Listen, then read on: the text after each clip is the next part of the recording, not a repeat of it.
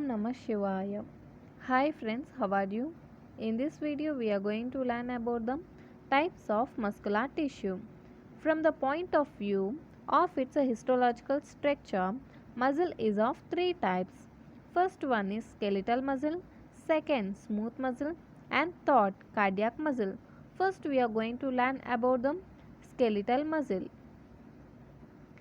Skeletal muscle is present mainly in the limbs and in the relation to the body wall. Because of its close relationship to the bony skeleton, it is called skeletal muscle. See once again why we call this as skeletal muscle, because of its close relation to the bony skeleton. See here guys, this skeletal muscle is present mainly in the limbs and in relation to the body wall. When we examine under a microscope, fibers of skeletal muscle shows prominent transverse striations. Skeletal muscle is therefore also called striated muscle. Skeletal muscle can normally be made to contract under our will. It is therefore also called voluntary muscle. Skeletal muscle is supplied by somatic motor nerves, and the nerve supply of skeletal muscle is somatic motor nerves. Next about the smooth muscle. Smooth muscle is present mainly in relation to viscera. It is seen most typically in the walls of hollow viscera, as fibers of this variety don't show any transverse striations.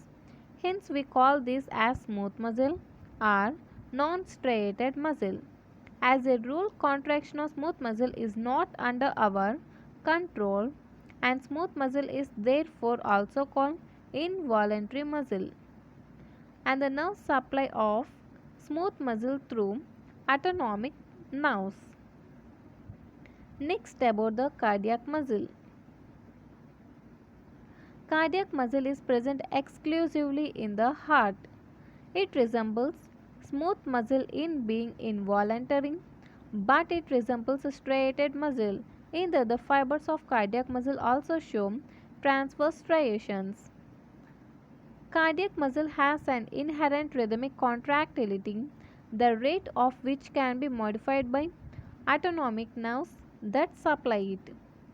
Okay, this is about the muscular tissue, skeletal muscle, smooth muscle, and cardiac muscle. See here guys, a notice given. It will be obvious that various terms described above are not entirely satisfactory, there being numerous contradictions. Some skeletal muscles have no relation to the skeleton, being present in the situation such as wall of esophagus or of the anal canal. The term striated muscle is usually treated as being synonymous with the skeletal muscle, but we have seen that cardiac muscle also has striations. Next, in many instances, the contraction of skeletal muscle may not be strictly voluntary. In case of sneezing or coughing, respiratory movements, maintenance of posture. Okay, these are the conditions. There is no involvement of motor nerves. Next, conversely, the contraction of smooth muscle may be produced by voluntary effort in passing urine. Okay, these are the contradictions that we see in our daily life. If you like my explanation, please like, share, and don't forget to subscribe and don't miss the notifications. Thanks for watching.